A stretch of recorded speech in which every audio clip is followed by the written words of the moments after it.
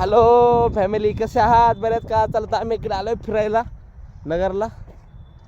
मस्त बघा किती काळकाळ शेत आहे बघा. छान छान छान छान मस्त एक नंबर आहे.